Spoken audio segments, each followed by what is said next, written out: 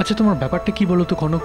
হ্যাঁ, হঠাৎ করে গাড়ির থেকে নেমে পড়লে, ফল মিষ্টি কিনে ফেললে, এখন আবার হেঁটেই চলেছো। তোমার কি কিছু বলার আছে নাকি?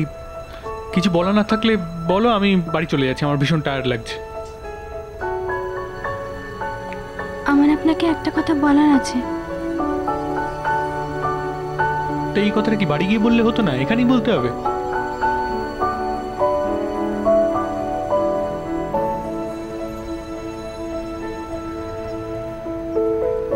কি হলো? কথাগুলো বাড়িতেও বলা যেত, কিন্তু মানে কথাটা যদি আপনার পছন্দ না হয় তাই। ও ও, আমি বোধহয় গেস করতে পারছি তুমি কি বলতে চাইছো। I knew it. আমি জানতাম it's not your cup of tea. তোমার দ্বারা পড়াশোনা হবে না। তুমি বাড়ির কাজ করবে, বাসন মাজবে, ঘর ঝাড় দেবে, চা বানাবে, এটাই, তাই তো? ওগুলো বুঝি সংসারের কাজ নয়?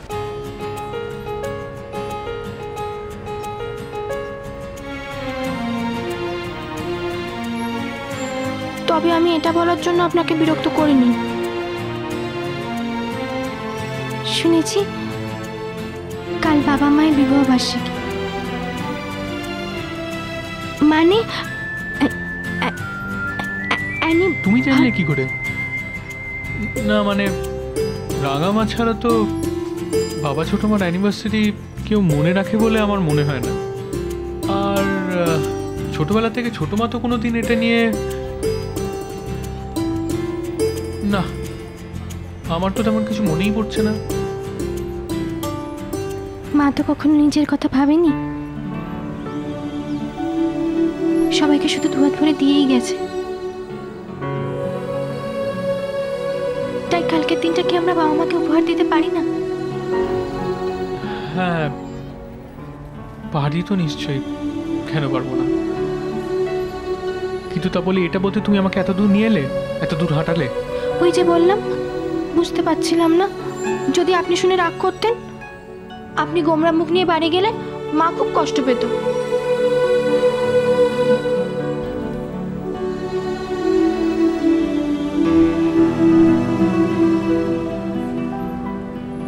রাগ তো আমার এখনো হচ্ছে, প্রচন্ড রকম রাগ। তবু ভালো বাবা, এখানে কেউ নেই। গাড়ি তোলে তো বিশু কাকার সামনেই বকে দিত। তবে আমারও সব সয়ে গেছে। কি হলো, দাঁড়িয়ে পড়লেন কেন?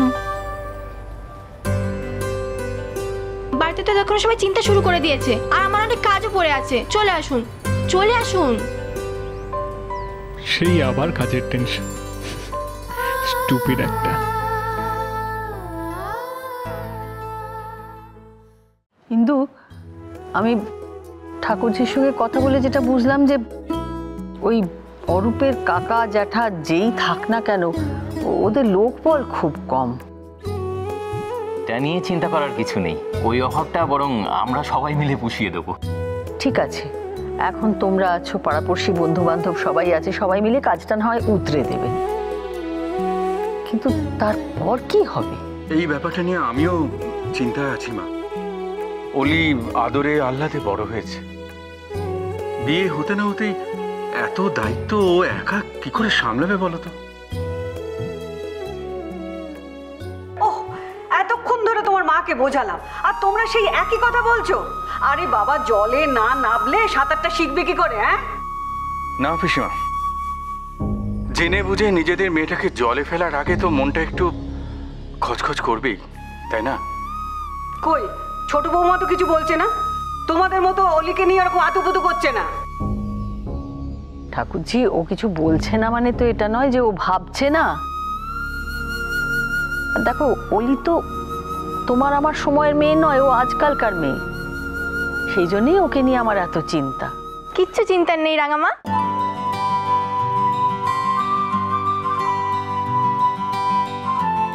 তোমরা এত চিন্তা করছো কেন? ননদটা কার শুনি। বাবা ইন্দু, এ কাকে দেখছি? কিরকম একটা আত্মবিশ্বাস নিয়ে ননদটা কার বললো। আমার তো অর্ধেক চিন্তা চলে গেল। এমন একটা দিলে যেন মনে হচ্ছে অলি ওর একারই ননদ। ঠিক আছে, তুই একাই এবার সব সামলা তাহলে। হ্যাঁ, কিন্তু তোমাদের আজ এত দেরি হলো কেন কনক? বাবা, এইসব দেখেও বুঝতে পারছো না কেন দেরি হলো? নিশ্চয়ই পড়াশোনার পরে দুটিতে মিলে কোথাও গিয়েছিল।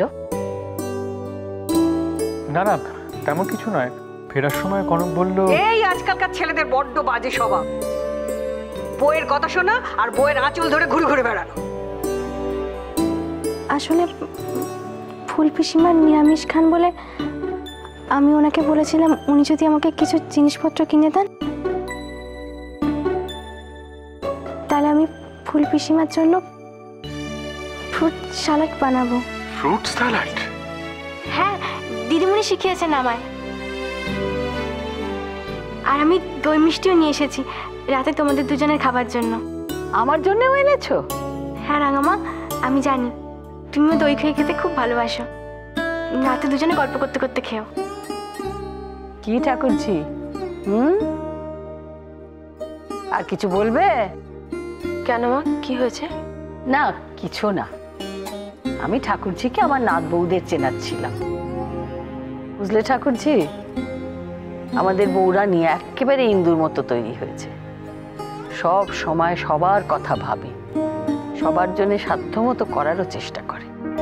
না মা, কিন্তু কনক আজ মিসেস ফার্নান্ডেজের কাছে পড়তে গিয়ে ফ্রুট স্যালাড বানানো শিখেছে। সেখান থেকে বেরিয়ে সাত্তকীর সঙ্গে গিয়ে এই সমস্ত কেনাকাটা করেছে। এটা তো ঠিক নয় না? কনক যখন যেটা করবে তখন সেটা মন দিয়ে করার চেষ্টা করো। সবকিছুকে ব্যালেন্স করতে শিখতে হবে তোমায়। তুমি বলো, তুমি যে আজকে মিসেস ফার্নান্ডেজের কাছে গিয়ে এই সমস্ত ভেবেছো, তাতে তোমার পড়াশোনার ক্ষতি হয়েছে তো? তুমি কি করে এগিয়ে যাবে এরকম করলে? আমার মনে হয় ছোট মা ও যেটা পারে, যেটা করতে ভালোবাসে, ওকে সেটাই করতে দেওয়া উচিত। না হলে বেকার সময় নষ্ট হচ্ছে। না, ভেবো না আমি ওকে ডিসকারেজ করছি, কিন্তু আমার মনে হয় তোমার যা কিছু বলার আজ থেকে 6 মাস পরে বলো সাত্তকী, তার আগে নয়। আর একটা কথা মনে রেখো, এই দেশের মেয়েদের দশভুজা বলা হয়। আর সেটা যে কতটা সত্যি সেটা আজ থেকে 6 মাস পরে কনক নিজে তোমায় প্রমাণ করে দেখিয়ে দেবে।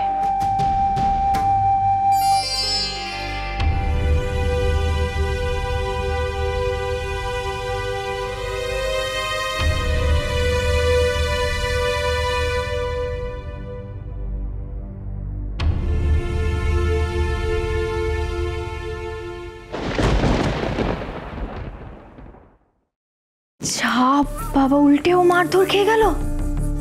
অরূপ তো দেখছি বেশ পালোয়ান ছেলে।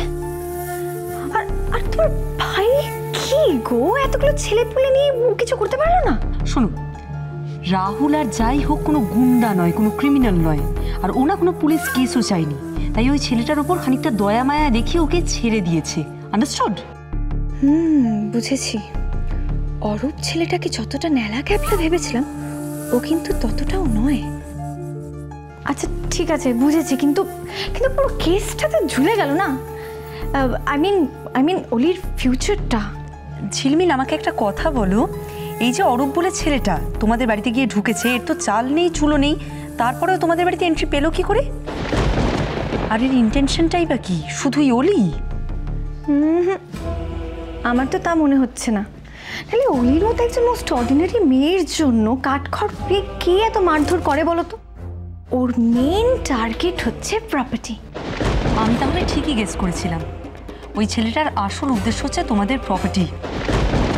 আরে ঘটনা যাই হোক না কেন, ওই অরূপ ঠরূপ কেউ থাকবে না, সব পালাবে। সিডিটা হাতে পাক, তারপর দেখবে সব পই পই করে পালাবে। ধুর, ব্যাটা মূর্খ। না না, ভিডিওটা কিচ্ছু করো না। আরে বাবা, ওটাই তো তোমাদের ট্রাম্প কার্ড। হ্যাঁ দেখো, ওটা যদি এখন হাতছাড়া হয়ে গেল তাহলে তো সবটাই জলে গেল, তাই না? একটা কথা ভেবে দেখো, অলির ভিড় কিন্তু এখনো কথাবার্তা চলছে। এই মুহূর্তে যদি ভিডিওটা বাই চান্স মিসেস ইন্দিরা চৌধুরীর হাতে চলে আসে, তাহলে তো উনি তো পুরো গায়েব করে দেবে, তাই না? তাহলে তোমার কি সাজেশন সেটা আমাকে একটু বলো। আমাদের ডেফিনেটলি কিছু না কিছু তো একটা আইডিয়া বের করতেই হবে, কিন্তু সিডির ব্যাপারটা এখন হাতে থাক, বুঝেছো? কারণ সঠিক সময় সঠিক জিনিস ব্যবহার না করলে কিন্তু তিস্তা সবটাই নষ্ট হয়ে যাবে।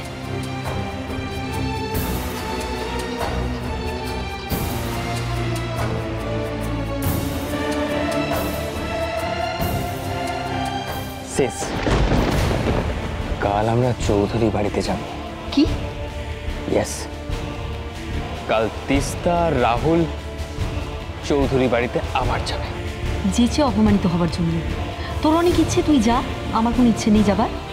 আমি এইসবের মধ্যে নেই। শেষ, একটা কথা বোঝার চেষ্টা কর। দেখ, আমার মা বাবা ভাই বোন বলতে তো তুই ছাড়া কি করে হবে বল? তুই গিয়ে আমার বিয়ের প্রপোজালটা দিবি, তোকেই সেটা করতে হবে।